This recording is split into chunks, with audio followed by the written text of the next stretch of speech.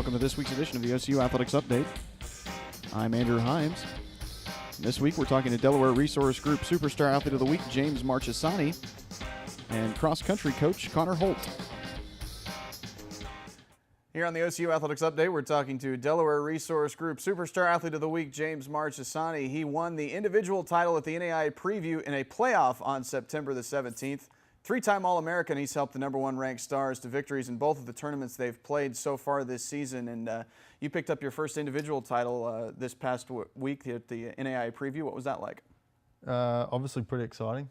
It's obviously individually a goal for everyone to pick up an individual title. A little bit unexpected. I went into the last round. I think it was something like 7 shots back. So the intention was to play well and hope for the team to do well and get a win. And fortunately enough, I played pretty well in the final round and did enough to force a playoff and then get my first title. So it's a lot of fun. You finished second in the Oklahoma Golf Association Stroke Play Championship back in August. What was that event like? It was pretty good. I spent 10 or so weeks back home, and it was obviously winter for us back in Australia. So the plan was to come back a little bit early before school and, readjust to the weather because there's about a 50-degree change in the weather being winter and summer here. So tried to use it as a warm-up event for myself and readjust, and I was fortunate enough to play pretty well there, coming straight back into a pretty warm summer over here, so it was a good start.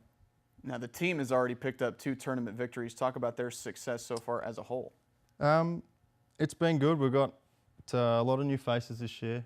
My brother Anthony and myself are the only 2 returning from the national championship team last year, so Scotty Verplank, a sophomore, he's had a really big summer as well over here in the States, and he's playing really well and continues to improve. And then we've had 2 freshmen, Garrison Mendoza and Matthew Chung, really step up and play well. And so far so good. We're 2 from 2, and we've got some, and we have some guys as well pushing the 5 of us. So if you're not playing well, you'll be replaced, and that's the way it is here. We're pretty competitive. You talk about your brother Anthony being on the team. What's it been like to have him over here playing with you? It was a little weird to start, just seeing his face around on campus. I'd already spent a year and a half here, so I kind of settled in, and then to see his face walking around campus and at practices, and it's a little different, but it's been good. Obviously, we're pretty close in age. I've got 2 years on Anthony, so we're extremely competitive in whatever we do. So again, it pushes us to push each other, and as well as the other guys in the team. It probably gives us a little bit more advantage because we don't want to lose to each other, so it's pretty fun. Do you have any other siblings? I have 2 other younger siblings, Daniel, who is 17 and heading into his last year of high school starting next year, and Monica is 13 and an avid golfer too, so maybe we'll see her here one day. What originally brought you here to OCU? Long story short, I was talking with the coach from Texas Tech, NCAA school, and he is good friends with Coach Blazer, and they didn't have room for me a couple years back, and they passed on my information, and history has it, and here I am. It all happened pretty quickly and kind of out of nowhere, and I've absolutely enjoyed every minute here, so it's been great. What's your major? I'm a marketing major. And what are your career goals post-golf? Post-golf, I'd probably still stay in the golf industry. I love it, and I've done a little bit of retail work in the golf industry already, so I'll probably use the marketing degree to do something in golf. If you weren't playing golf, is there another sport that you might be playing? Yeah, I'd like to say Australian rules football because Dad played. I have a pretty big interest in that, and from time to time I don't mind to play a bit of tennis, so maybe tennis as well. All right, we're talking to Delaware Resource Group Superstar Athlete of the Week, James Marchesani. The Stars golf team will host the UC Ferguson Classic October 14th through 15th at Lincoln Park.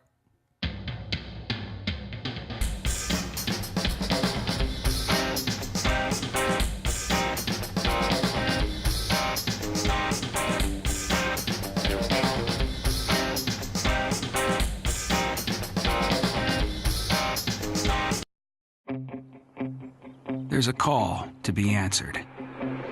The spirit of competition is still alive inside. The desire still drives. The phrase student athlete has a great ring to it.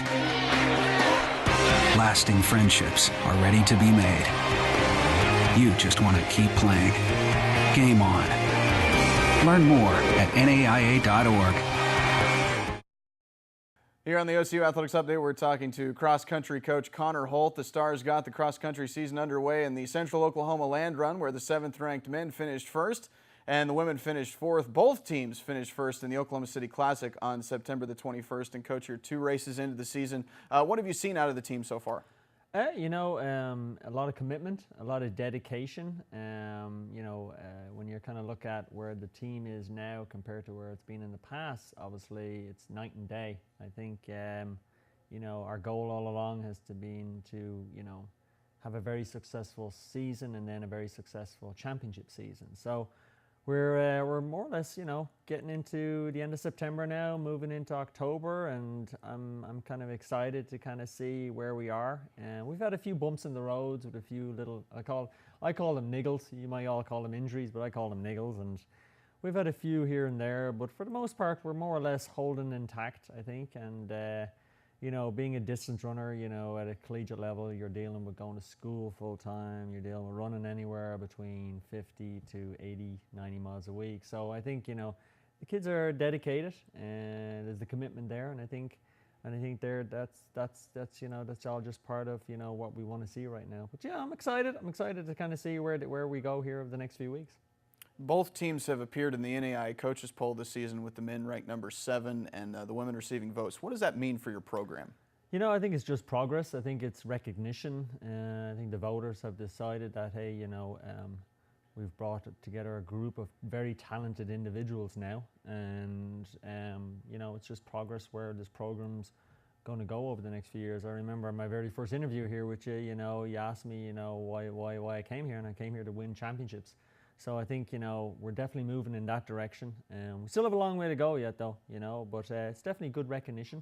And like I said, I'm kind of excited to see where it all ends up, You've brought in another solid recruiting class this year. Tell us about some of those runners you brought in. Yeah, on the ladies' side, we brought in Sarah Moore from Ireland, my home country, and she's good athlete. Comes from a great club in Ireland, and it's kind of fit in well with the group. And then we brought in some girls from Colorado, Chloe and Madeline Betke.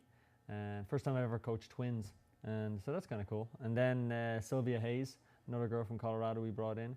And then I brought in a junior college transfer, Danette Sang. Danette was a girl that I recruited while I was at Purdue, and she got recommended by a very good coach in Kenya. So we're kind of excited on the women's side. Kind of just adds more to where we've been with the women. On the men's side, I brought in a number of state champions on the men's side. From Oklahoma, I brought in Mackenzie Wakaba Harris from Norman. He's a state champion, great runner, and very talented individual. Then we brought in Chris Lowry, another state champion from Chandler, and he brings a lot to the table. Very, very extremely talented young man, great middle distance talent, but also can run cross country, which is very rare sometimes. And then we brought in Peter Koskai, junior college transfer, and he's already stepped up and running really well. I think he's going to have a great year.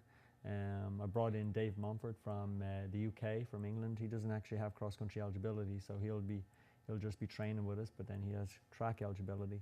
So, you kind of look at some of these guys that we brought in, and they just kind of add to the talent that we already have on the team. So, pretty super excited to kind of see on the men's side. And, you're ranked 7th. It's just it just shows, where the talent lies. And kind of excited to see what these kids can do here over this year. And then we're already starting recruiting for next year, hoping to bring in a few more talented individuals and kind of see where that all ends up. So, yeah. You had 2 conference runners of the week this past week, Katrina Nolan and Kyle Wardwell. Tell us about their performances. Yeah, I've been looking for a course for the last 3 years, and I finally found one that's fast and flat. So I finally found one out of the park out in Bethany, Oklahoma, and So I measured it exactly for the distance, and the way I measured it, I wanted to be exact so that they'd run really well, and they did. Both squads ran really well, and it was a good confidence booster, I think, going into this meet that we have upcoming this weekend. But yeah, they both ran well. They followed my race instructions to a T, and they both ran where they were. So yeah, it's good recognition for them to receive those awards from the Sooner Athletic Conference. Who are some of the other contributors we're going to see this year? I think on the men's side, I think, Arya Barani, our sophomore, who's done a really good job so far. He's going to be stepping up and doing what he does, and he had a great summer of training, and he's doing really well. And then, I think we're holding out Stephen Broadhurst a little bit longer. We're just having him train right now, but I think when it's all said and done, when the championship season rolls around, I think he's definitely going to be a big-time contributor. Another individual I think is looking good of late is Reno Bloom from Tahlequah. He's a sophomore now too, and he's an individual who's also a team captain, and he's kind of sensed that, okay, my team needs me, and this is a good opportunity for him to kind of step into that role. On the ladies' side, I think Katrina Nolan obviously has done a wonderful job so far, and she'll continue to do that. And then there's a whole slew. We have a great group of individuals there that just need to pack well, and that's in cross country. That's what you need. You need your team score to be really closely knit together, and as their spread 1 through 5 has to be pretty close to run really well. You look at Rachel Brown, Riley Darby McClure, are two individuals that I'll definitely be relying on once we get to the championship part of the season. So yeah. What are your expectations for both teams going forward this year? I think just continue to do what they're doing right now and continue attention to detail. I think, we practice every morning bright and early, and, my expectations are that they continue to listen to me. And, I've been through this ringer myself. I was a pretty successful college athlete, and now I can use my knowledge and give that to them. So, they just need to listen to me. They're a pretty tight-knit group, and, they're very positive when they show up at practice, and they just need to continue to do that and take care of themselves. We're coming up towards some round of exams here, and they just need to make sure they're getting good sleep. The things I preach every day: sleep, nutrition, hydration, and listening to coach. And they do those 4 quality things every day, then, they'll be well on their way to have a very successful season, a very successful year. So, what ingredients go into a championship team? I think a little bit of everything. I think commitment, dedication, I think talent, and having a good coach, I think, helps. But overall, I think when you have a group of very talented individuals, you bring them together, and you tell them something in the recruiting process that makes their eyes go a little wide, and you tell them that you want to win a national championship, and you make them believe in themselves, and then in turn, then they make other individuals believe in themselves. I think it's a snowball effect, and yeah, we're going to be pretty excited to see what happens. We haven't won a championship yet, but we're definitely moving in the right direction, and it'll be kind of exciting to see when it's all said and done, where we all end up this year. But yeah, it's fun so far.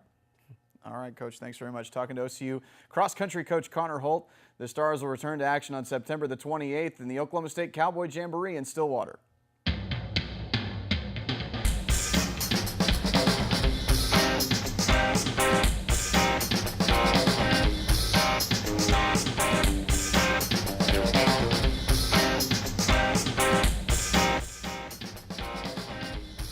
That's it for this week's edition of the OCU Athletics Update.